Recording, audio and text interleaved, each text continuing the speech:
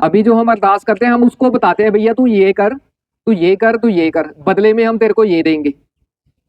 तो हम असल में परमात्मा हमें क्या सिखाना चाह रहा है वो तो हम सीखते नहीं, उल्टा हम परमात्मा को सिखाते हैं कि भैया तूने ये करना है, तूने मेरी दुकान चलानी है, तूने मेरे बेटे की नौकरी लगवानी है, मेरी बेटी की शादी नहीं हो रही, तूने मेरी बेटी की शादी करवानी है, मेरा घर नहीं बन रहा, तूने मेरे घर बनवाना है। उसको बताते हैं कि तूने क्या करना है, उल्टी ही बात होगी।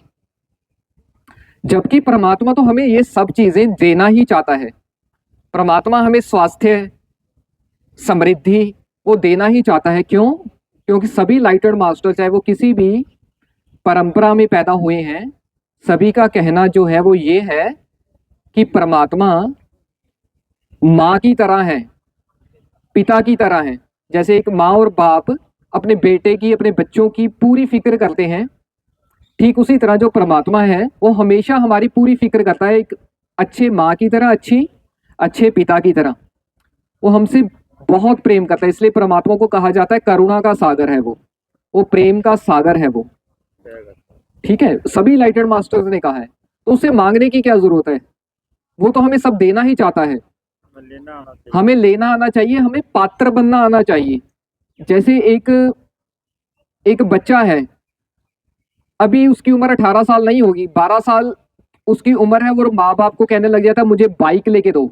आजकल तो कार की डिमांड करने लग गए हैं, पहले बाइक्स की डिमांड करते थे कि मुझे बाइक लेके दो। अभी उम्र है उसकी क्या, सिर्फ 12 वर्ष, तो वो डिमांड कर रहे हैं। तो अच्छा अगर बाप है, अच्छी अगर माँ है, क्या उसको वो लेके दे देगी? बिल्कुल भी नहीं लेके देगी। वो चाहे कितनी प्रार्थनाएं कर ले अपने पिता के आगे, अपनी माँ के आगे, वो रोने लग जाए, अपने आप को पीटने भी लग जाए, अगर अच्छा बाप है, अच्छी माँ है, उसको किसी भी कीमत पर वो लेकर नहीं देंगे। जब वो 18 वर्ष का हो जाएगा तब भी वो नहीं लेकर देंगे। वो कहेंगे कि पहले तुम चलाना सीखो, पहले तुम सारे टेस्ट क्लियर करो, जब तुम सारे टेस्ट क्लियर कर गए तब हम आपको लेकर देंगे। ऐसे ही जो हमारा परमात्मा है वो भी ऐसा ही है, वो सब कुछ देना चाहता है। जैसे अच्छा बाप, अच्छी माँ, वो अपने सब कुछ अपने बच्चों को देना चाहते हैं, लेकिन उन्हें भी पता है अगर इसको ये पात्र नहीं बने और अगर हमने इनको दे दिया तो लाभ की बजाय इनका नुकसान हो जाएगा, बहुत खतरनाक नुकसान हो जाएगा। ऐसे ही परमात्मा भी हमें सब कुछ देना चाहता है, लेकिन यदि हमने पात्र बनने की फिक्र की ही नहीं तो परमात्मा हमें कुछ नहीं देगा। चाहे हजारों अरदासें कर लें हम, चाहे लाखों अरदासें कर लें, वो नहीं मानेगा, क्योंकि उसमें हमारा ही भला है। ठीक है। और अगली बात कहना चाहता हूँ, परमात्मा सब कुछ देता है और उसकी करुणा इतनी महान है कि चाहे कोई उसके अस्तित्व को मानता भी नहीं है, उसको भी वो देता है। चाहे कोई कभी मंदिर भी ना जाए, गुरुद्वारे भी ना जाए, वो उसको भी देता है। जैसे सूर्य है, वो सबको प्रकाश देता है, चाहे सूर्य के आगे कोई नमन करे चाहे ना करे, वो सबको प्रकाश देता ही है। ऐसा ही परमात्मा है, चाहे कोई उसके अस्तित्व को माने चाहे ना माने, कोई उसके आगे झुके चाहे ना झुके, वो सबको देता ही है। पूरी की पूरी कंट्री एग्जाम्पल है रूस और चाइना। आपको पता है, होना चाहिए कि रूस और चाइना टोटल कम्युनिस्ट कंट्री हैं। कम्युनिस्ट कंट्री वो होती हैं जो परमात्मा के अस्तित्व को बिल्कुल भी नहीं मानती, लेकिन वो अमीर बनना चाहती थी। अमीर बनने के लिए उन्होंने जो मेहनत की वो ईमानदारी से मेहनत की, और परमात्मा ने उनको वो धन, संपदा, समृद्धि प्रदान भी की। आज रूस और खासकर चाइना दुनिया के नक्शे में सबसे अमीर कंट्रीज में है, सबसे डेवलप्ड कंट्रीज में है, जबकि वो परमात्मा के अस्तित्व को नहीं मानते। इसके बावजूद परमात्मा उनको सब कुछ दे रहा है। अभी दिवाली होके गुजरी है तो लोग लक्ष्मी की पूजा कर रहे हैं। भारत में तो हजारों वर्षों से हो रही है, लेकिन भारत अभी भी गरीब का गरीब है। कारण कि वो परमात्मा क्या बोलना चाह रहा है, क्या समझाना चाह रहा है, वो तो हम सुन ही नहीं रहे हैं। राइट। तो लाइटेड मास्टर्स क्या काम करते हैं? सिर्फ इंटरप्रिटेटर का काम करता है। अब परमात्मा की लैंग्वेज को हम सीधा समझ ही नहीं सकते, वो हमें क्या सिखाना चाह रहा है, क्या समझाना चाह रहा है। तो गुरु कौन है? सिर्फ इंटरप्रिटेटर है। कि परमात्मा हमें ये कहना चाह रहा है कि ये चीज ऐसे कर लो तो सब अच्छा हो जाएगा। तो आज हम कंसंट्रेशन रख रहे हैं कि जीवन में शांति, निर्भयता, खुशी, प्रफुल्लता, आनंद कैसे आएगी। तो उसके लिए भी हमें कुछ नियम फॉलो करने पड़ेंगे। अगर हम नियम फॉलो करेंगे तो वो आएगी। अगर मैं नियम फॉलो नहीं कर रहा, फिर चाहे मैं करोड़ों करोड़ों उपाय कर लूं, वो सब व्यर्थ हो जाएंगे। और करके देख लेने चाहिए, मैं किसी को रोकता नहीं हूं। और जो जिस गुरु से मैं जुड़ा, उन्होंने भी मुझे यही बात बताई कि मुझे लगता है किसी चीज से आनंद मिल सकता है तो उसको करके चेक करके देख लो। मुझे लगता है कि बहुत ज्यादा भोजन करने से आनंद मिल सकता है, मेरे सारे दुख समाप्त हो सकते हैं, करके देख लो। क्या होगा? ओवर ईटिंग हो जाएगी, ओवर ईटिंग से पेट खराब हो जाएगा, शरीर खराब हो जाएगा, और भी ज्यादा हम दुखी हो जाएंगे। किसी को लगता है कि टेलीविजन देखने से दुख समाप्त हो सकता है, खुशी आनंद पैदा हो सकता है, उसको देख लेना चाहिए। लेकिन एनालिसिस, विश्लेषण भी साथ साथ करना चाहिए कि बाकी मेरा दुख समाप्त हुआ या नहीं हुआ, बाकी खुशी पैदा अंदर हुई या नहीं हुई। और भी जो चीजें, कोई कहते शराब पी के देख लो, लेकिन उसको कहो कि आप विश्लेषण तो करो साथ में, इससे आपका दुख कम हुआ या बल्कि और भी बढ़ गया, खुशी तो आई नहीं। तो इसलिए जो गुरु है वो कभी रोकता नहीं है।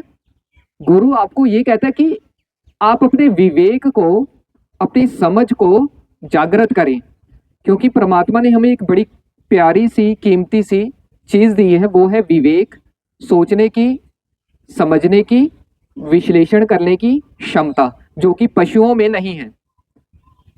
आज से 500 साल पहले बंदर जैसे जीवन जी रहे थे, आज भी वैसे जी रहे हैं। हजारों साल पहले शेर जैसा जीवन जी रहे थे, आज भी वो वैसा ही जीवन जी रहे हैं। लेकिन मनुष्यों को आप देखें, आज से 50 साल पहले मनुष्य कैसा लाइफस्टाइल था, उससे पीछे जाए 100 साल पहले कैसा लाइफस्टाइल था। इंसान की जो ग्रोथ है वो डे बाय डे हुई है। क्यों हुई है? क्योंकि इंसान को परमात्मा ने समझ दी है। विकास तभी संभव है जो अपनी समझ का सदुपयोग करना जानता है। जो अपनी समझ का सदुपयोग नहीं करेगा, उसका कोई भी विकास किसी भी तल पर नहीं हो सकता है। राइट? तो समझ को हमने जागृत करना हमें गुरु सिखाता है। वो कुछ भी नहीं कहता कि आपको जो बोला जा रहा है उसको ब्लाइंडली बिलीव कर लें। ये रियल गुरु की पहचान है, जितने भी धरती पे आए हैं। और एक पहचान क्या है रियल गुरु की, उसको आप कंपैरिजन कर सकते हैं। जैसे एक डॉक्टर होता है, आपको अपना लक्ष्य पता होना चाहिए। सबसे पहली बात, मैं थोड़ा ये पीछे जा रहा हूं कि हम गुरु के पास क्यों जाते हैं। गुरु के पास हम असल में इसलिए नहीं जाना है कि बच्चा नहीं हो रहा बच्चा हो जाए, कोई अमीर नहीं बनना चाहता अमीर हो जाए, शॉप नहीं चल रही शॉप चलने लग जाए, और किसी की जॉब नहीं लग रही वो जॉब लग जाए। जॉब तो उसकी लगेगी ना जिसने अच्छे से तैयारी की है, परमात्मा उसको ही जॉब लगाएगा ना। अगर ऐसा हो जाए कि मैंने तैयारी कम की है और इंटरव्यू है जॉब की, लेकिन मैं परमात्मा की आरती ज्यादा करता हूं, तो परमात्मा मुझे आगे कर देगा? और जिसने मेहनत की है उसको तू कहेगा तू तो पीछे चल। परमात्मा तो फिर बहुत करप्ट पर्सन हो जाएगा इस तरह से कि जिसने मेहनत की है उसको तो कहेगा तू पीछे चल, ये बंदे ने मेरी ज्यादा खुशामद की है, इसको मैं आगे करूंगा। लेकिन परमात्मा ऐसा बिल्कुल भी नहीं है। परमात्मा उसको ही देगा जो ज्यादा मेहनत करता है। इसलिए परमात्मा को बोलते हैं उसके दरबार में न्याय है, सदा न्याय है। वो सदा न्याय करता है। वहां पे किसी के साथ कुछ भी पक्षपात या किसी के साथ कुछ भी अन्याय कभी भी नहीं हो सकता है। इसलिए परमात्मा का जो सारा का सारा विधान है वो बड़ा ही प्यारा है, बड़ा ही खूबसूरत है। इसी वजह से जितने भी एनलाइटेंड मास्टर जो गुरु हुए हैं वो इतने ज्यादा प्रेम में है परमात्मा की, इतनी ज्यादा मोहब्बत में है परमात्मा की। चाहे कबीर साहब हैं, चाहे गौतम बुद्ध हैं, चाहे कृष्ण हैं, चाहे सदगुरु नानक हैं, चाहे सदगुरु ओशो हैं, ये सभी मोहब्बत में है प्यार परमात्मा की। क्योंकि परमात्मा का सारा जो विधान है वो इतना सुंदर है, इतना खूबसूरत है, और परमात्मा असीम प्रेम और करुणा से भरा हुआ है। तो अब मैं आता हूं कि सही गुरु की पहचान। जैसे एक मरीज है, उसका लक्ष्य क्लियर है कि मुझे स्वस्थ होना है, ऐसे ही हम गुरु के पास इसलिए जा रहे हैं कि मेरे जीवन में शांति आनी शुरू हो जाए, मेरे जीवन में खुशी आनी शुरू हो जाए, मेरे जीवन में स्थिरता आनी शुरू हो जाए, मेरे जीवन में निर्भयता आनी शुरू हो जाए कि कुछ भी हो जाए मैं अंदर से भयभीत ना हूं, निर्भय अवस्था जिसको बोलते हैं। तो अब मेरा लक्ष्य क्लियर है, फिर अब मेरी जो खोज है वो सही रहेगी, मैं डिस्ट्रैक्ट कभी भी नहीं होगा। जैसे एक मरीज है, उसका लक्ष्य क्लियर है कि मुझे स्वस्थ होना है। अब उसको कोई डॉक्टर मिल जाए, अब डॉक्टर उसको मेडिसिन दे रहा है, अगर उसकी मेडिसिन से वो स्वस्थ नहीं हो रहा तो वो डॉक्टर को कहेगा ना कि मैं स्वस्थ नहीं हो रहा हूं, आपकी मेडिसिन मैं खा रहा हूं। और डॉक्टर उसको ये कहने लग जाए कि मेरे लाखों करोड़ों फॉलोअर्स हैं, तो ये प्रश्न क्यों उठा रहा है, विश्वास कर। और डॉक्टर उसको अपनी डिग्रीज दिखाने लग जाए, देखो मेरे पास अमेरिका की डिग्री है, जर्मनी की डिग्री है। लेकिन जो वास्तविक पेशेंट है वो कहेगा कि नहीं, चाहे आपके पास अमेरिका की डिग्री है, चाहे जर्मनी की डिग्री है, लेकिन मैं स्वस्थ नहीं हो रहा तो नहीं हो रहा। तो वो क्या करेगा, किसी दूसरे अन्य डॉक्टर की खोज करेगा, अगर उससे भी ठीक नहीं होगा तो किसी और अन्य डॉक्टर की खोज करेगा। सेम पहचान है गुरु की, इसलिए गुरु को भी वैद्य कहा गया है। बड़े सारे, चाहे गौतम बुद्ध है, उन्होंने भी गुरु को वैद्य कहा, गुरु नानक साहब है, उन्होंने भी ये कहा कि मैं वैद्य हूं, कि मैं वैद हूं, मेरा वैद गुरु गोविंदा, ये पंक्ति भी आती है। तो गुरु डॉक्टर है, वो किस चीज का इलाज कर रहा है, हमारे दुख का, हमारी चिंता का, हमारे अंदर जो भय है उनका वो इलाज करता है। तो बस इस तरह से हमने कनेक्ट होना है, फिर हमें कोई भी डिस्ट्रैक्ट नहीं कर सकता। कोई कहता है राम राम, कोई मंत्र जप करके दुख दूर हो सकते हैं, मैं कहता हूं करके देख लेना चाहिए, लेकिन हमें सच्चे खोजी बन के रहना है। यदि हम सच्चे खोजी बनेंगे तो ही हम सही, राइट, जेन्युइन टीचर के साथ कनेक्ट हो पाएंगे। तो हमने, हमारा अधिकार है क्वेश्चन करना ऑनेस्टली, तो वो उपाय सब करके देख लेने चाहिए। आजकल युवा पीढ़ी है वो ज्यादा उसको कहीं ज्यादा ईमानदार है, वो मंदिर या गुरुद्वारे या पाठ वो करना नहीं चाहती। वो कहता हमने अपने माता पिता को करते हुए देखा है, वो तो हर समय दुखी रहते हैं, वो तो हर समय चिंतित रहते हैं, वो तो हर समय परेशान रहते हैं, हम करके क्या हो जाएगा। कुछ दबाव में आके, लालच में आके कि इससे लाभ मिल जाएगा, इससे नौकरी मिल जाएगी या कुछ और मिल जाएगा, वो करने लग जाते हैं। लेकिन करने के बाद भी उनके साथ वो चीजें नहीं होती तो वो छोड़ देते हैं। इसलिए हम कह रहे हैं कि नई युवा पीढ़ी अध्यात्म से टूट रही है। अध्यात्म से टूट इसलिए रही है क्योंकि उनको साइंटिफिक और वैज्ञानिक ढंग से अध्यात्म क्या है वो बताया ही नहीं जा रहा है। राइट, चलिए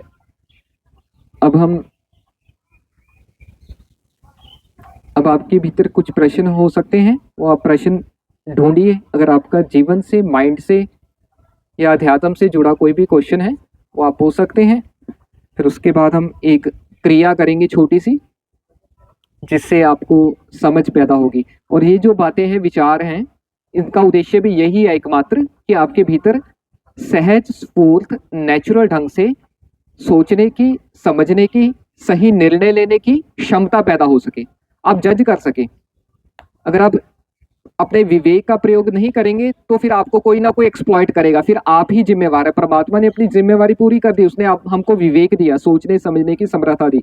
अगर हम ही नहीं सोचने समझने की समर्था का प्रयोग कर रहे तो फिर परमात्मा तो जिम्मेवार नहीं है ना, फिर हम ही जिम्मेवार हैं। तो अभी आप मन में सोचिए, कोई भी आपके मन में प्रश्न हो, लाइफ की समस्या से रिलेटेड या अध्यात्म से रिलेटेड, परमात्मा से रिलेटेड, कैसा भी क्वेश्चन है वो आप मन में सोचिए और हैंड रेस कीजिए, फिर मैं आपको मौका दूंगा। ओके, सोचिए।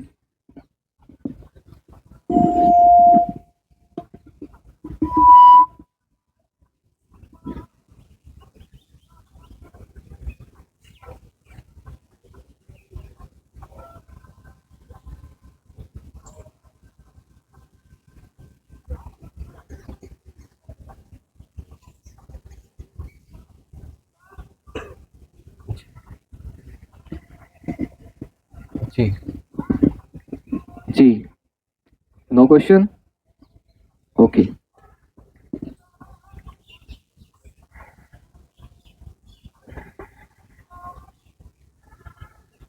तो फिर मैं आपसे क्वेश्चन पूछता हूँ, अगर आप नहीं पूछते तो मैं आपसे पूछता हूँ, ठीक है। अ,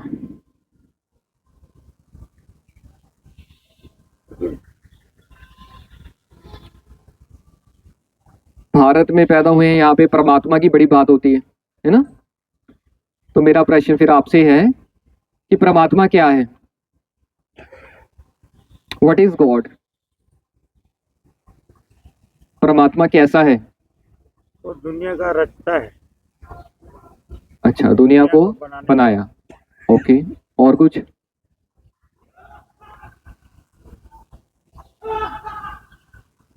सोचिए, बनाया बल्कि वो कोई व्यक्ति है, जैसे एक मिस्त्री है वो घर बनाता है, एक मूर्तिकार है मूर्ति बनाता है, और एक ना एक दिन तो बना ही होगा। उससे पहले परमात्मा क्या कर रहा था, है ना? वो परमात्मा की प्रेरणा उसमें होती है। हाँ, उससे वो, क्योंकि अनंत समय है, एक समय के बाद उसके मन में पैदा हुआ कि बनाऊं, उससे पहले वो बस ऐसे ही बैठा रहा, सो रहा था, है ना। जीवन जीने के लिए प्रेरित करता है, कुछ अच्छा काम करता नहीं, वो प्रश्न नहीं है वो क्या करता है, पहला प्रश्न है कि परमात्मा है। क्या है, ये प्रश्न है। हमारे अच्छे कर्म हमारा स्वभाव परमात्मा है, वो लेखाकार है। सर ने कहा कि वो सबका लेखा जोखा रखता है, अकाउंट रखता है, अकाउंटेंट हो गया। अच्छे और बुरे कर्मों का अकाउंटेंट हो गया, चलो, अच्छे और बुरे कर्मों का पूरा बही खाता रखता है। नहीं, मैं तो, वो आप प्रश्न पूछते ना फिर मैं बताता हूँ, वो मैं बताऊंगा। थोड़ा सा अपनी उसकी मेंटल थोड़ा एक्सरसाइज तो कीजिए, है ना। आप सभी मंदिर जाते हैं, गुरुद्वारे जाते हैं, भिन्न भिन्न गुरुओं के पास जाते होंगे, तो थोड़ा सा मुझे भी चेक करने का मौका दीजिए, है ना। सोचिए, कोई बात नहीं। मन की शांति के लिए जाते हैं। परमात्मा क्या है ना। परमात्मा की बात तो होती है ना, सब जगह हो रही है भारत में, देखो लाउड स्पीकर चल रहे हैं, यहाँ तक आवाज आ रही है। परमात्मा क्या है, क्यों इतने लाउड स्पीकर? एहसास है, एहसास है, मानो तो सब कुछ है, नहीं मानो तो कुछ नहीं है। एहसास है। कुदरत है, सब प्रकृति, सब जीव जंतु, सब वही चीज है। प्रकृति परमात्मा है, नेचर इज गॉड। सारी प्रकृति, जीव जंतु, मिट्टी, सब कुछ वृक्ष, वनस्पति वनस्पति, सबके अंदर है। ये सब परमात्मा है। परमात्मा सबके अंदर है। कण तो कण में, कण कण में हम दूसरे के अंदर है या नहीं ये तो नहीं चेक कर सकते, हम चेक कर सकते हैं हमारे अंदर है या नहीं। वी कैन चेक, इस पे हम देखेंगे, सोचेंगे, पूछेंगे सवाल, है ना, कि वाकई सच में किसी ने बता दिया परमात्मा हमारे अंदर है, लेकिन हम देखने वाली आंख होनी चाहिए। हमने ढूंढ रहे हैं बाहर। हाँ ढूंढ रहे हैं बाहर, फिर अंदर चेक तो किया कि चेक करते हैं यार बैठा भी है अंदर के नहीं। बोल तो दिया, बड़े बहुत बड़े गुरु महाराज ने इतनी बड़ी गद्दी पे बैठ के करोड़ों की जनता में। अब हिप्नोटिज्म क्या होता है, सम्मोहन क्या होता है? अगर 100 व्यक्ति हैं, 90 व्यक्ति कहते हैं यस, तो 10 व्यक्ति का अपने आप ही सर ऐसे चला जाएगा यस। ठीक है, सही बात। तो परमात्मा ने हमें कह तो दिया कि परमात्मा हमारे अंदर है, तो उसमें से बड़े सारे व्यक्तियों ने क्या हाँ जी हाँ जी। तो जो खोज में था वो भी प्रभाव में आता है, यार इतने बार सारी बंदे कह रहे हैं सच में होगा ही, हम भी कहते हैं हाँ जी। खोज नहीं की हमने खोज नहीं की, चेक तो करें। लेकिन वही ना, दिमाग में इतने प्रश्न होते हैं, इतना अंदर ही है, वो खोजना कैसे है? झमेला है, तभी अंदर कोई नहीं देखता, सब बाहर ही देखते हैं। हाँ, तो गुरु ये कहता है ना, गुरु का काम भी तो यही ना, शंकाओं का समाधान करना। गुरु का ये काम भी तो है। गुरु का काम ये नहीं है प्रवचन देके चले जाना, मर्सिडीज कार में बैठ के चले जाना, ठीक है, चिमटे वालों को साथ लेके आना 10-20, एंटरटेनमेंट करा के। म्यूजिशियन भी आते हैं ना, सिंगर भी आते हैं, वो भी चिमटे ढोलक वो भी लेके आते हैं, और जो हमारे गुरु महाराज हैं वो भी लेके आते हैं थोड़ा एंटरटेनमेंट करा के। बंदे का माइंड एंटरटेनमेंट से क्या होता है, थोड़ा देर के लिए भूल जाता है अपने जीवन की समस्याएं पेट गर्म करके चले जाते हैं। और फिर वो वापस चले जाते हैं। तो गुरु का एक काम ये भी है, जैसे कृष्ण और अर्जुन की एग्जांपल देता हूं। अगर अर्जुन क्वेश्चन पे क्वेश्चन ना पूछता जाता कृष्ण से तो गीता कभी ना बनती। अगर कृष्ण कहते कि तू मेरे पे शक कर रहा है, तू मेरे पे प्रश्न उठा रहा है, मैं महान हूं, मैं कृष्ण हूं, मैं भगवान हूं, डोंट आस्क द क्वेश्चन, तो गीता क्या बनती? कभी नहीं बनती। वो क्वेश्चन पे क्वेश्चन पूछ रहा है। और कृष्ण भी रियल टीचर हैं। वो सभी क्वेश्चनों के परफेक्ट वे से आंसर दे रहे हैं। उसको सेटिस्फाई किया प्रॉपरली ढंग से, उसके बाद ही वो प्रिपेयर हुआ ना। ऐसे ही प्रत्येक व्यक्ति अपने भीतर क्वेश्चन लेके चल रहा है। तो ये आपने ऑनेस्टली क्वेश्चन पूछने हैं तो ही आप सही द्वार पर सही टीचर तक पहुंच पाएंगे। ये आपका अधिकार है, प्रश्न पूछना आपका अधिकार है। जैसे स्टूडेंट्स, क्लास में टीचर है, स्टूडेंट्स बैठे हैं, वो स्टूडेंट ही तरक्की करेगा जो उठ के पूछ लेता है। बड़े सारे स्टूडेंट पूछते नहीं, कहते यार मैं पूछूंगा, मैं बुद्धू माना को, और कोई और तो पूछ नहीं रहा। तो वो स्टूडेंट्स कभी भी जीवन में किसी बड़े मुकाम पर नहीं पहुंच पाते। ऐसे ही वही शिष्य जी ही पहुंच पाएगा जो अपने प्रश्न ऑनेस्टली रखे। ये अधिकार है, स्टूडेंट का अधिकार है अपने प्रश्न रखना, शंकाएं रखना। और टीचर का ये फर्ज है उसकी शंकाओं को प्रेम पूर्वक ढंग से, सेटिस्फैक्टरी ढंग से सॉल्व करना। कुछ ऊट पटांग आंसर दे देंगे बात का, जैसे छोटे बच्चों को पहले बताया जाता था। अब छोटे बच्चे पूछ लेते ये मेरा भाई कैसे पैदा हुआ, छोटा बच्चा कैसे हो, वो कहते परमात्मा ने कौवा भेजा, कौवा दे गया। पुराने समय में ये बताया जाता था। तो छोटे बच्चे ऐसे हमें आंसर्स मिल गए हैं, लेकिन हम उन आंसर्स पे भी क्वेश्चन नहीं करते वो सेटिस्फैक्टरी हैं या नहीं है। सेटिस्फैक्टरी क्या होंगे तो क्या पैसे पता लगेगा, हमारे अंदर जो प्रश्न है वो डिसॉल्व हो जाएगा, वो रहेगा ही नहीं। ये प्रूफ है कि जो हमें आंसर मिला वो करेक्ट था। तो वापस अपने प्रश्न पे आता हूं, परमात्मा क्या है? सोचिए, वापस मैं अपने प्रश्न पे हूं, परमात्मा क्या है? और सोचिए, किसी ने बताया लेखाकार है, किसी ने बोला नेचर इज गॉड, किसी ने कहा एहसास ही परमात्मा है। सोचिए। फिर उसके बाद सेकंड क्वेश्चन भी पूछूंगा आपसे।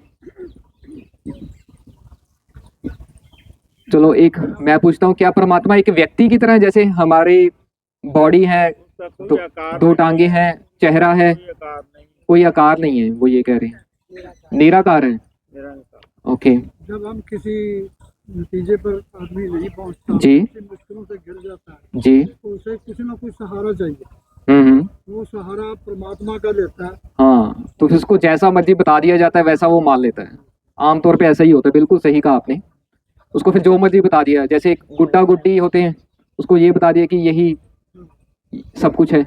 ऐसे ही किसको जब व्यक्ति दुखी होता है उसको ये बता दिया कि ये पत्थर परमात्मा है, तो अब दुखी व्यक्ति क्या करे? जैसे धन्य भक्त को पत्थर पंडित ने दे दिया कि ये तेरा भगवान है, इसको अब उसने अपना जाके चोला सारा साफ करके वो रख दिया और उसको माथा टेकने लगा और वो कहता भगवान मेरे साथ रोटी का, मेरे साथ ये कर, वो तो दैट्स मीन विश्वास कर लिया पूरा कि इसमें भगवान है। तो आज के जो कर लिया उसने विश्वास है, यहाँ से ये मनोवैज्ञानिक है ना जो आज के, वो इसको बीमारी कहते हैं, पता है? हेलुसिनेशन। उन जिनको हेलुसिनेशन होती है उनको वो जीते जागते व्यक्ति दिखाई देते हैं। वो कहते हैं ये मेरे साथ खाना खा रहा है, ये मेरे साथ बातें कर रहा है। साइकेट्री में इसको बीमारी कहा जाता है, ठीक है? कहते परमात्मा निराकार है। और जैसे वो धन्ना भगत है, हम कहते हैं वो खाना खा रहा था। अब क्या हमें क्या पता धन्ना भगत के बारे में? हमने सिर्फ सुना है। और वैसा ही अगर आज कोई व्यक्ति करने लग जाए पत्थर, उसको हम साइकेट्रिस्ट डॉक्टर के पास लेके जाएंगे कि नहीं लेके जाएंगे? उसको छोड़ के आएंगे, हम उसको खुद छोड़ के आएंगे कि ये मेंटली डिस्टर्ब होगा जिसकी हम पूजा कर रहे हैं। तो ये चीजें असल में नहीं है। तो इसलिए और सोचिए, तभी मैंने पूछा ना, परमात्मा खाना खा रहा है, दैट्स मीन उसका पेट होगा तभी वो खाना खा रहा है, उसको भी भूख लगती होगी। हर व्यक्ति के अंदर है, सबके अंदर है। ये हमने सुना है, लेकिन हमने देखा है और के अंदर है या नहीं। हम अपने अंदर तो चेक कर सकते हैं ना, हमें तो कभी मिला नहीं।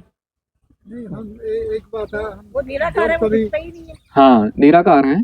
चलो ये भी चेक करेंगे, अभी अभी मानते नहीं है, अभी सुन रहे हैं, हाँ निराकार है, ठीक है, लेकिन क्या वो बातें करता है?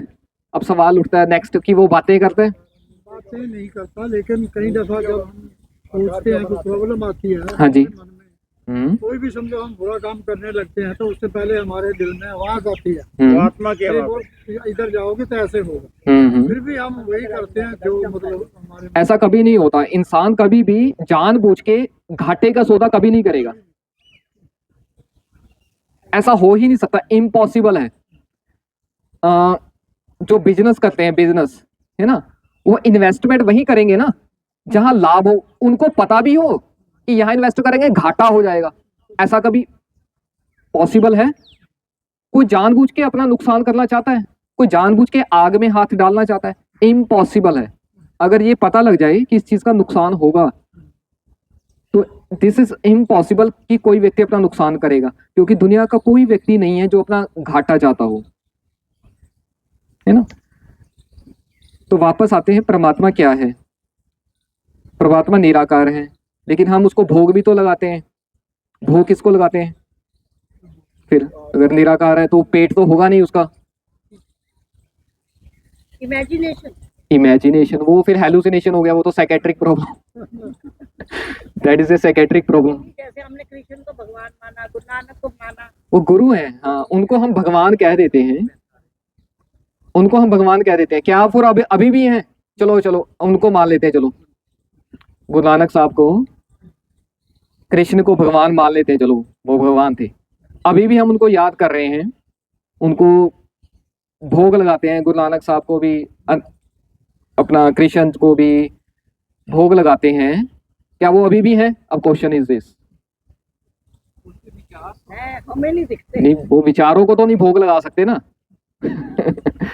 वो अपने मन की शांति है कि हम वो वैसे ही हो गया, फिर तो गुड्डा गुड्डी हो, जैसे छोटी बच्चियां खेलती हैं ना, गुड्डे को भी खाना खिला देती हैं, ये भी खाओ, ये पहनो, फिर तो वो गुड्डा गुड्डी हो गया ना, फिर इसका मतलब हम मेच्योर नहीं हुए। मन की शांति है कि जो वो नहीं मैटर करता, वो डेट डजंट मैटर।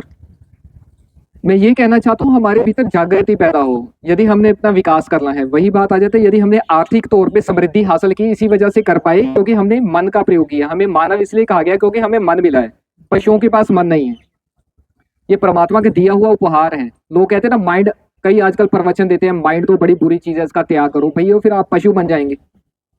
शराब पी के भी इंसान को अच्छा लगता है क्योंकि वो पशु बन जाता है, मन डेड हो गया उसका।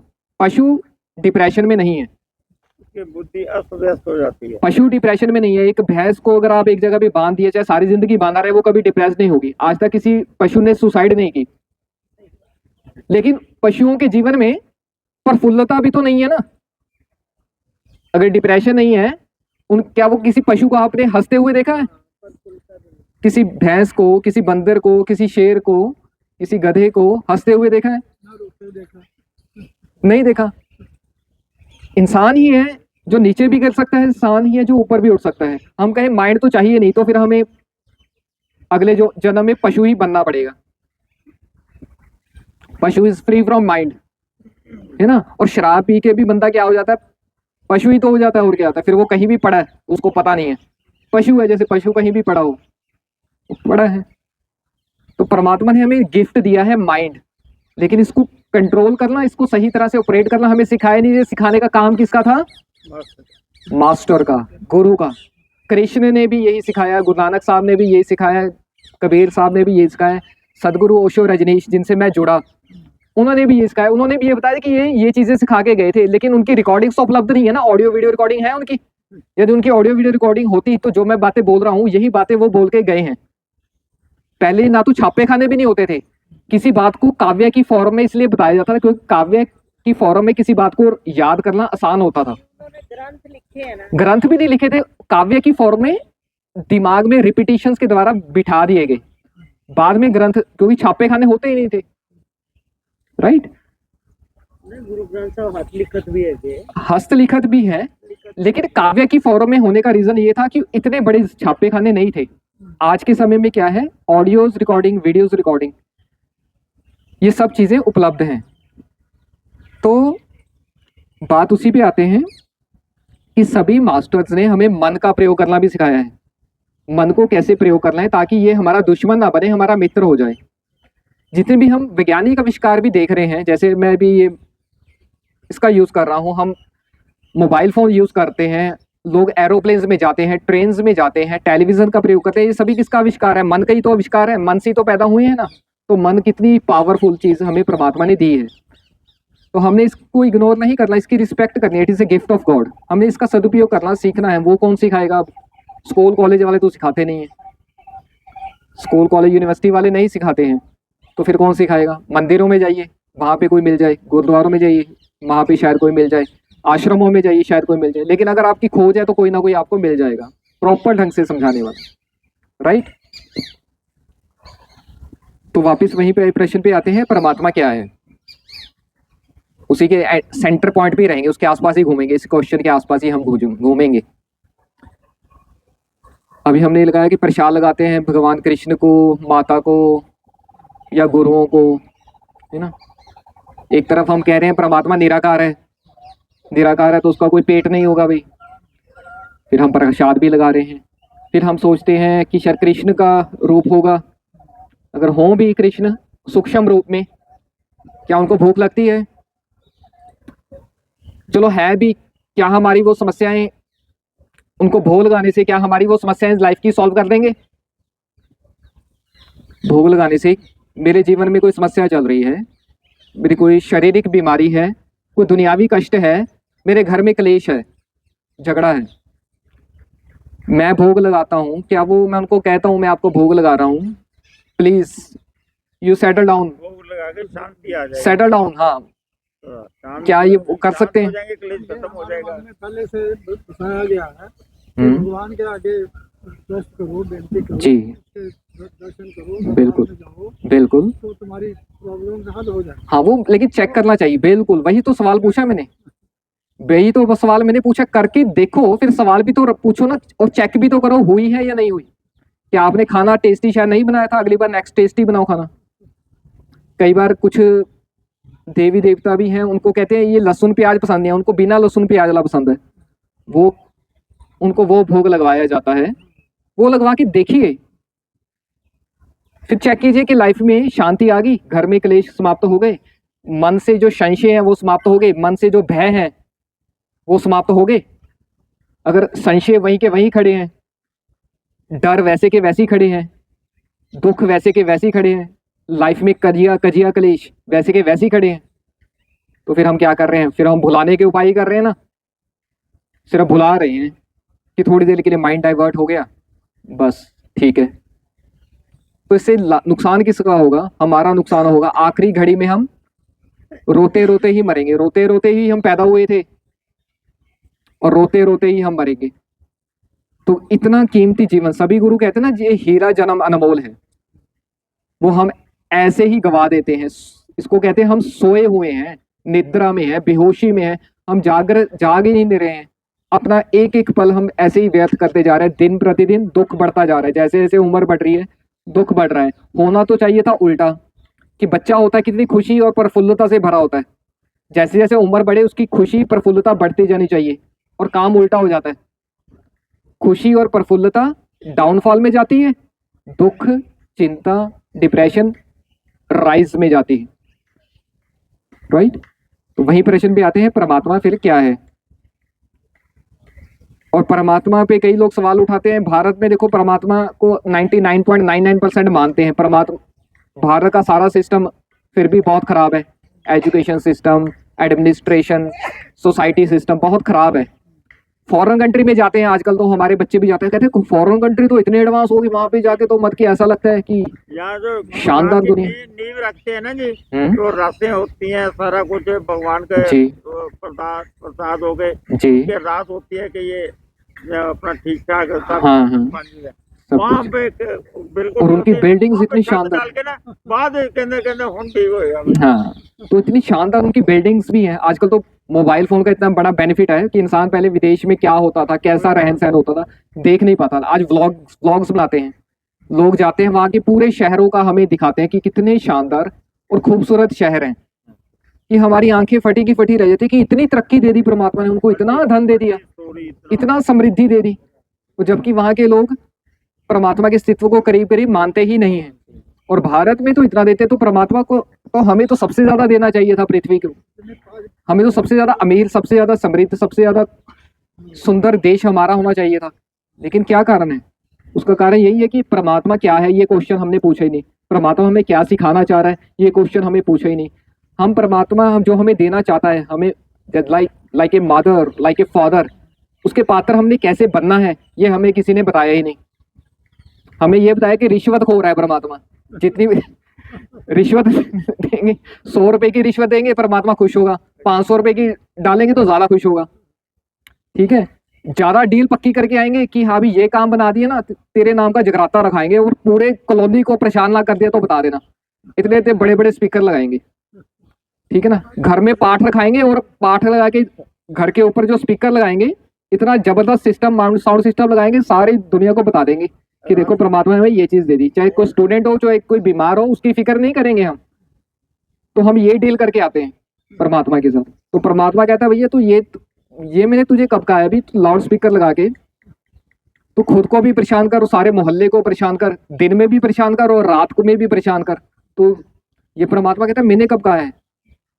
परमात्मा कभी नहीं कहता। परमात्मा तो ये कहता है कि अगर कुछ देना है तो सुख दो, शांति दो, नहीं तो कुछ ना दो।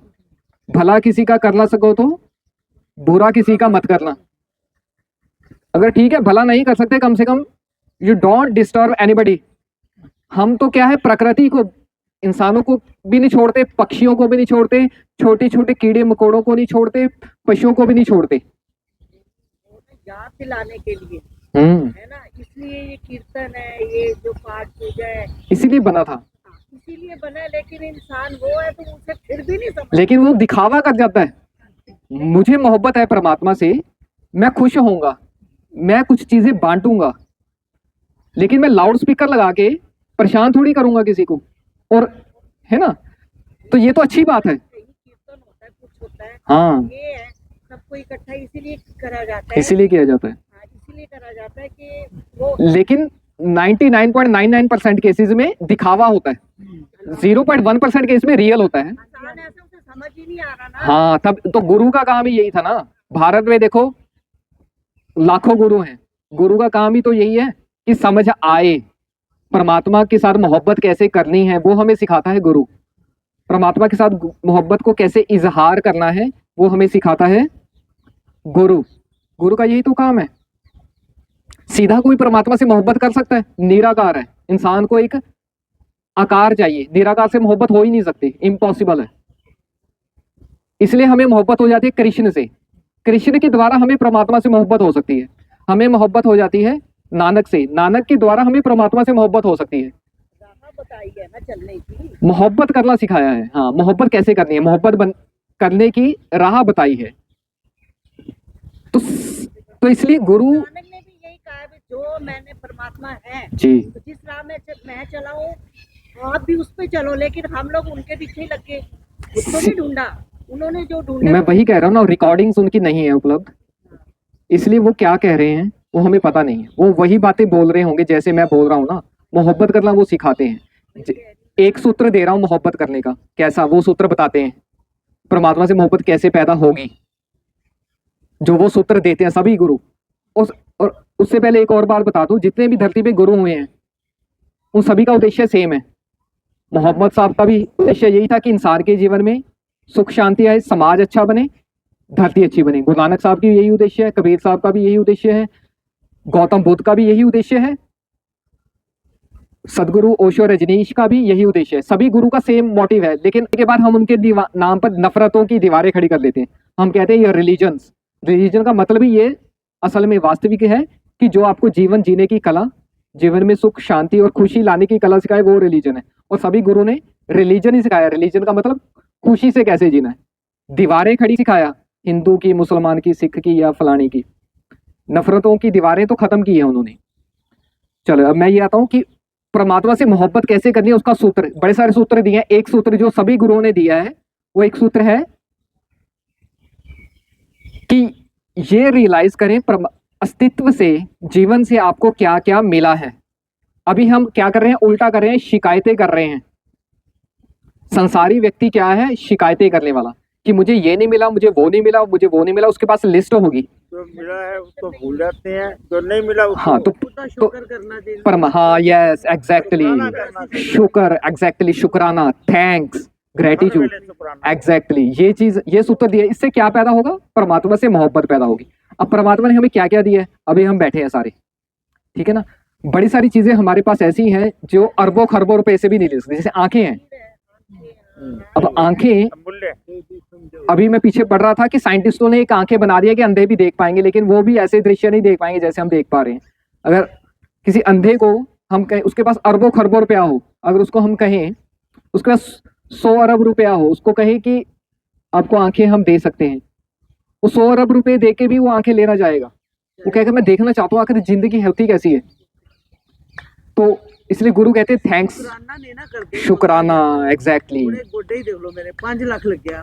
हाँ यस बिल्कुल, याद है कि ਹੁਣ 5 याद ਲੱਖ है। ਲੱਗ ਕੇ ਮਿਲੇ ਆ ਜਦੋਂ फ्री मिले ਸੀ ਤਦ ਆਪਾਂ ਨੇ ਸ਼ੁਕਰਾਨਾ ਨਹੀਂ, ਤਦ ਆਪਾਂ ਸ਼ਿਕਾਇਤ ਕਰ ਰਹੇ ਹਾਂ। ਸ਼ਿਕਾਇਤ ਦੇ ਨਾਲ ਕੀ ਪੈਦਾ ਹੁੰਦਾ, नेगेटिव एनर्जी, उससे नेगेटिव एनर्जी पैदा होती है। और ਤਾਂ ਹੀ ਤਾਂ डिप्रेशन ਚ गए। यस, ये एक सूत्र है ना।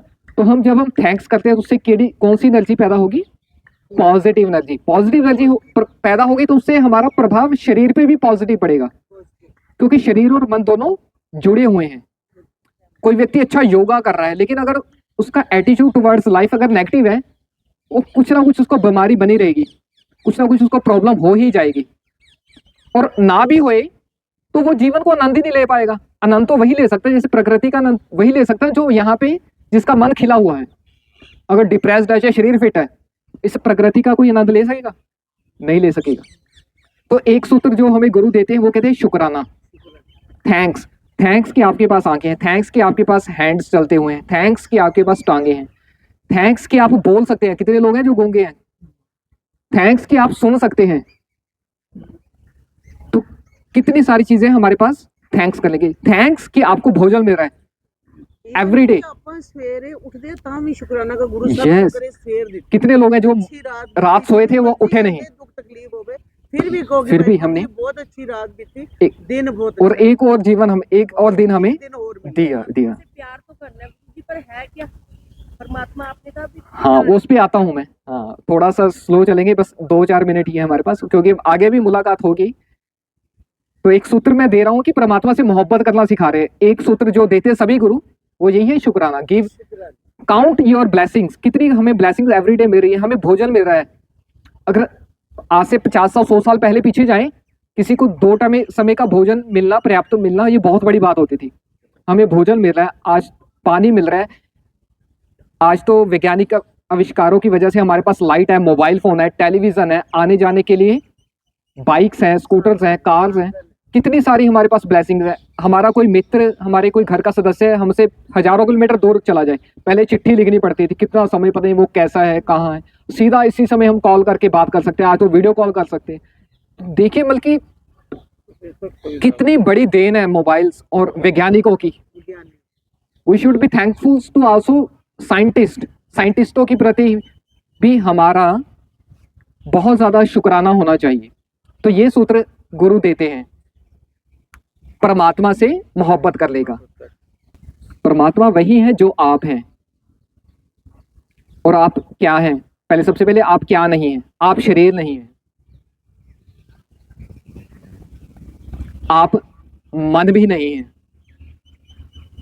परमात्मा कौन है, इससे पहले अगर आप इस प्रश्न पे आए कि मैं कौन हूं, ये सवाल किसी ने पूछा है अभी तक? आप यहाँ बैठे हैं, आप में से किसी ने ये सवाल कभी पूछा है कि मैं कौन हूं? ये कौन है जो अंदर से बोल रहा है?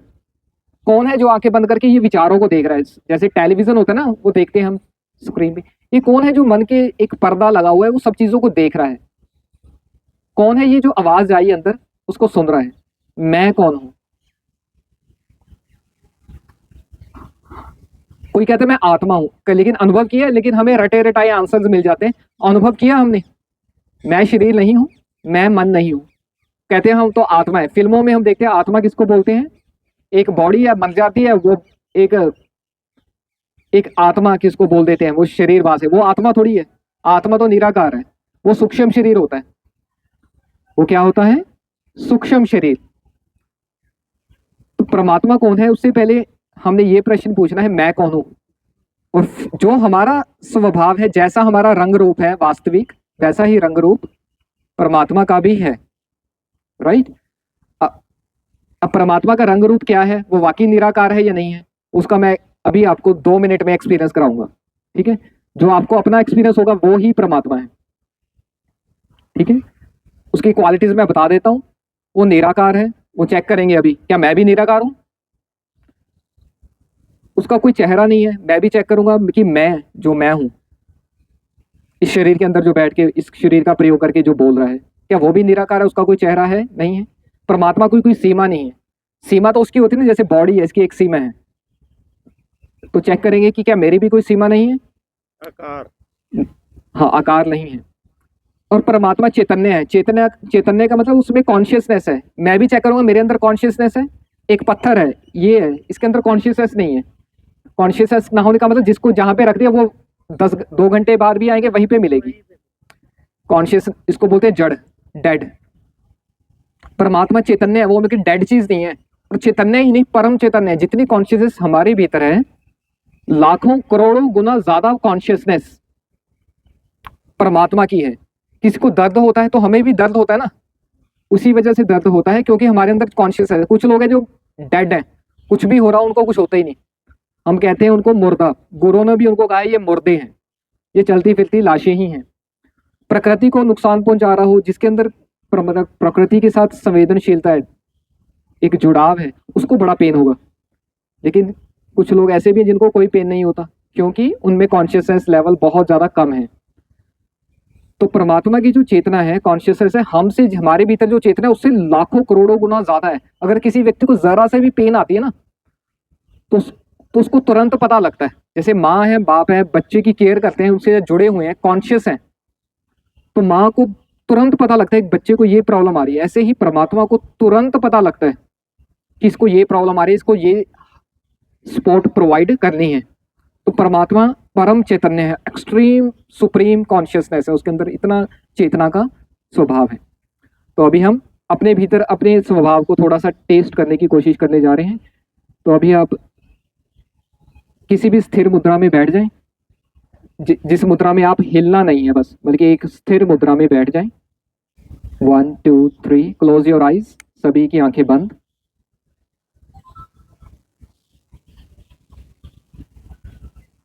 और इस समय अनुभव करें, सुने आवाजों को, पक्षियों की आवाजों को सुने।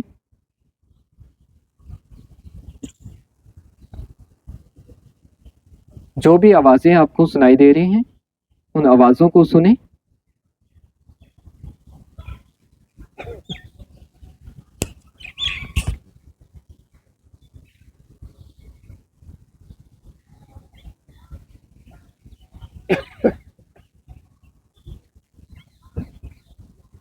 हवा में जो ठंडक है, जो आपको पूरे शरीर में, पूरी त्वचा में महसूस हो रही है, उसको फील करें। इस ताजगी को, इस बाग की ताजगी को अनुभव करें।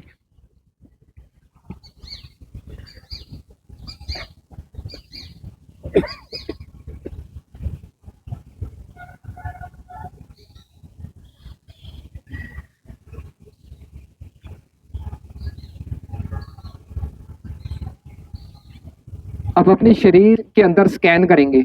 अपने सर में जाएं, सर को देखें, वहां की नसें तनाव में है या रिलैक्स में है। बदलने की कोशिश नहीं करनी, सिर्फ ऑब्जर्व करना है, सिर्फ देखना है। ऊपर से नीचे तक हम शरीर को स्कैन करेंगे। सबसे पहले ब्रेन में, सर में जाएं, उसको देखें कैसी अवस्था है। चेहरे को देखें, चेहरे पर कैसी तरंगे हैं, वाइब्रेशंस हैं।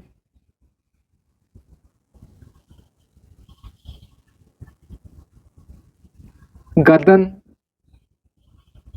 कंधे देखें, स्ट्रेस में है, रिलैक्स हैं। बाहें, हाथ, लंग्स, पेट, हिप्स, थाइज, लोअर लेग्स, पैर, पूरे शरीर को फील करें। कैसी अवस्था है इस समय। नंबर 2, अब मन की अवस्था को फील करें। मन में भी कंपन होते हैं, मन भी कभी स्थिर होता है, कभी कम ज्यादा स्थिर होता है। मन के अंदर कैसी वाइब्रेशन है उसको फील करें। दुख की एक अलग वाइब्रेशन होती है, खुशी की एक अलग वाइब्रेशन होती है। जब ना दुख होता है ना खुशी होती है तब भी एक वाइब्रेशन होती है।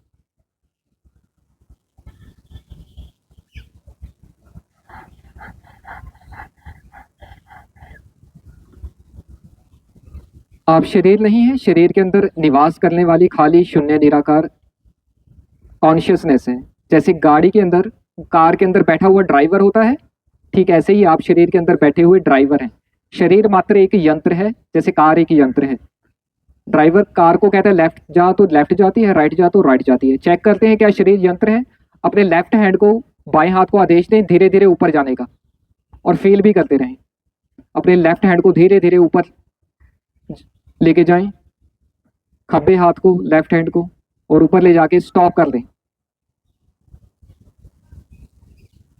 तो आपने लेफ्ट हैंड को बोला ऊपर जा तो वो ऊपर गया अपने आप, अपनी मर्जी से तो वो गया नहीं।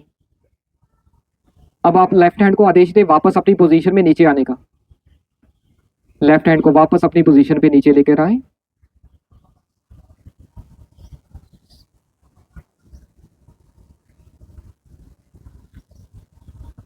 अब ऐसे ही राइट हैंड को आदेश दें धीरे धीरे ऊपर लेके जाने का।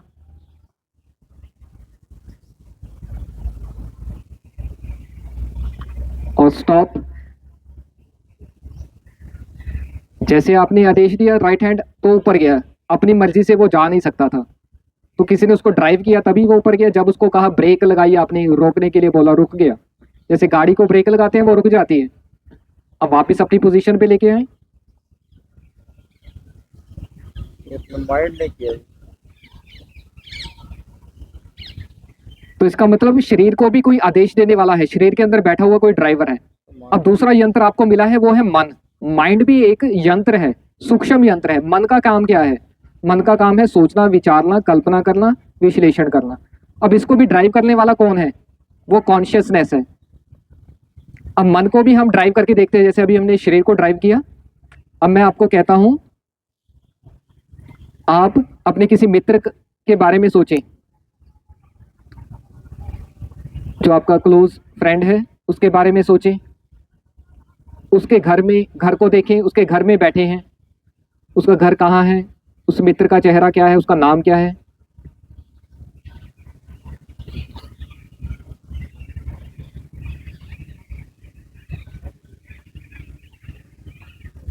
One two three. अब आप स्कूल या कॉलेज में चले जाएं, जब आप पढ़ते थे वो आपका स्कूल कैसा था उसको देखें।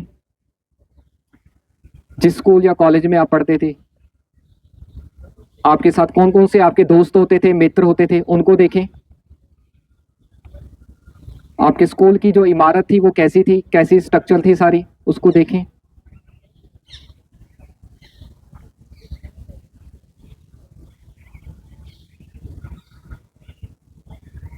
कौन कौन सा मित्र था जो आपके ज्यादा करीब था, उसको देखें।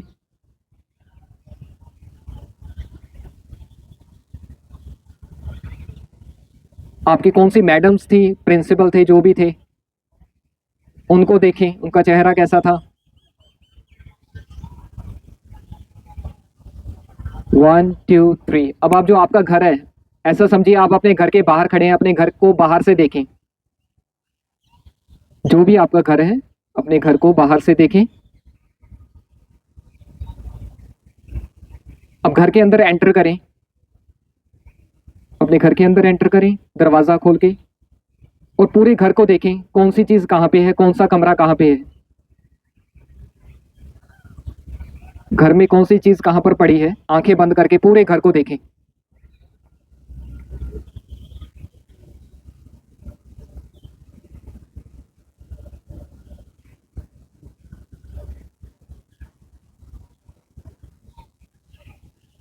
बहुत अच्छे। 1 2 3। अब आप जहां पर बैठे हैं इस बाग को देखें, आंखें बंद ही रखें। यहां पर जो अन्य मित्र बैठे हैं, उनको भी देखें, अपने आप को भी देखें। आप भी आंखें बंद करके बैठे हुए हैं, आंखें आपकी बंद ही हैं। बारादरी गार्डन के अंदर हैं आप, चारों तरफ सुंदर वृक्ष हैं, ताजगी है, सुंदर घास है। अपने आप को देखिए, आप भी आंखें बंद करके बैठे हैं और अन्य मित्र भी आंखें बंद करके बैठे हैं।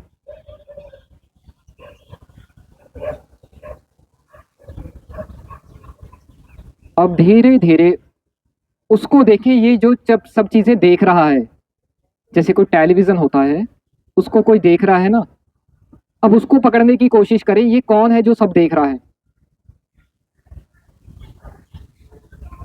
अब उसको भूल जाएं, स्क्रीन को भूल जाएं, टेलीविजन की जैसे स्क्रीन होती है उसको भूल जाएं। अब उसके ऊपर ध्यान लेकर जाएं जो इन सब चीजों को देख रहा है, उसको पकड़ने की जरा कोशिश करें। कोई तो है ना जो इन चीजों को देख रहा है, उसका एहसास करने की कोशिश करें।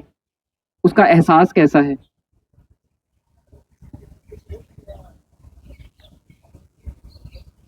क्या उसका कोई चेहरा है, उसका कोई रंग रूप आकार है? पूरी तरह उसमें डूब जाएं, चाहे कोई उत्तर ना भी आए फिर भी पकड़ने की कोशिश करें, उसका एहसास करें। सब कुछ भूल चुके हैं आप, सब विचारों को, सब दृश्यों को। अब आप उसको अनुभव कर रहे हैं जो ये सब चीजें देख रहा था। बिल्कुल मौन, निर्विचार, कोई विचार नहीं।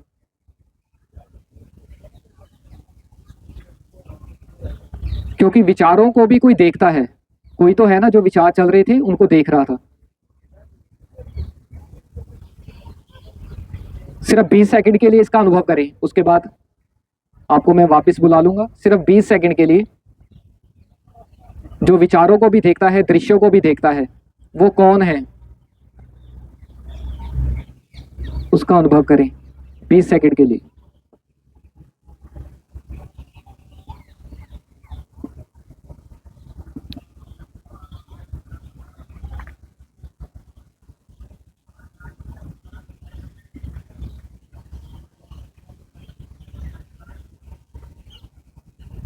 Yes, thank you.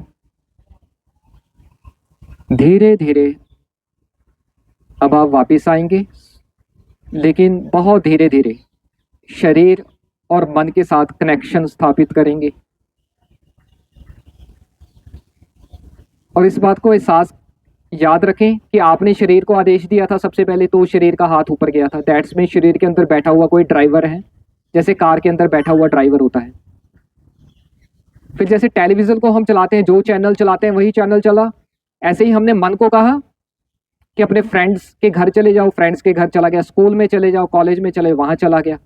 अपने घर में चले जाओ, वहां चला गया। इस बारादरी गार्डन में आ जाओ, वहां आ गया। तो दैट्स मीन मन को भी चलाने वाला कोई ड्राइवर था। फिर हमने उसको पकड़ने की कोशिश की, ये कौन कर रहा था, ये कौन सब चीजें दृश्य देख रहा था। तो धीरे धीरे आंखें खोल सकते हैं। Slowly slowly come back.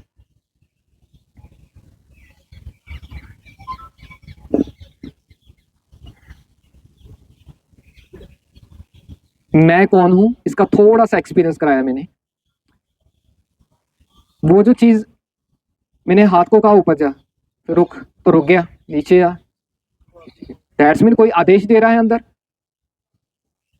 जैसे पेट्रोल डालते हैं हम गाड़ी में, इंडिकेटर देने लग जाती है, पेट्रोल कम होता है। ऐसे ही हमारी बॉडी इंडिकेटर देती है, भोजन दो। भोजन असल में हमें जरूरत नहीं है, वो बॉडी का पेट्रोल है, बॉडी की जरूरत है।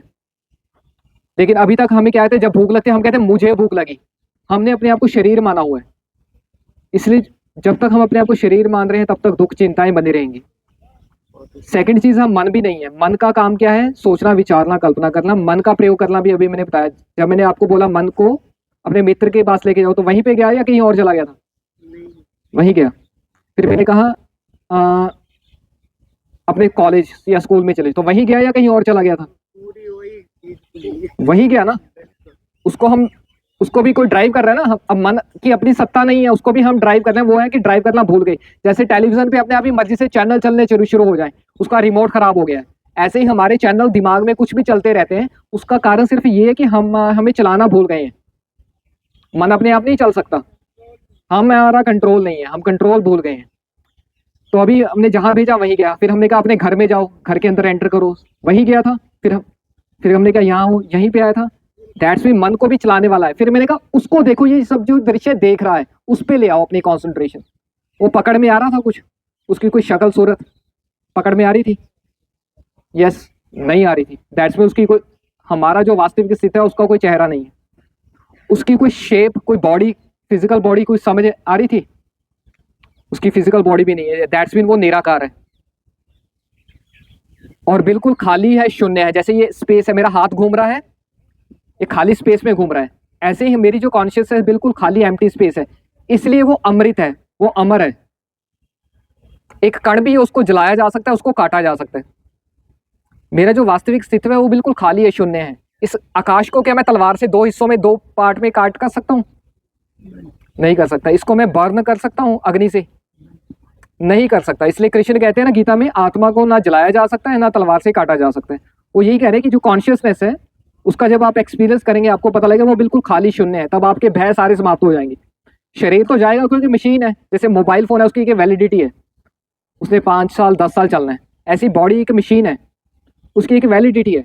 और जिस व्यक्ति ने अपने आप को शरीर माना है वो तो बस गया। He will feel tremendous depression. उसका कोई क्लोजर वन इस धरती से गया, क्योंकि उसको भी उसने वही माना था, ये शरीर है। वो भी शरीर थोड़ी है, उसके अंदर बैठी हुई कॉन्शियसनेस है, वो है। तो अब मैंने थोड़ा सा आपको एक्सपीरियंस कराया कि हम जो हैं उसका अस्तित्व जो है वही अस्तित्व परमात्मा का है। परमात्मा भी निराकार है, वो भी कॉन्शियसनेस है, वो भी संवेदनशीलता है, वो भी अमृत है और हम भी अमृत हैं। जिसको ये एहसास हो गया मैं अमृत हूँ, मुझे मारा ही नहीं जा सकता, समाप्त नहीं किया जा सकता, सदा था, सदा हूँ, सदा। ये शून्य तो सदा रहेगा। जैसे ये जब गार्डन नहीं बना तब भी ये खाली काश यहाँ पे था। बिल्डिंगें नहीं बनी थी, आपके घर जिस कॉलोनी में, जब वो कॉलोनी नहीं बनी थी तब भी वो खाली आकाश वहां पे था। अगर वो सभी घर को समाप्त कर दे, खाली काश वही रहेगा।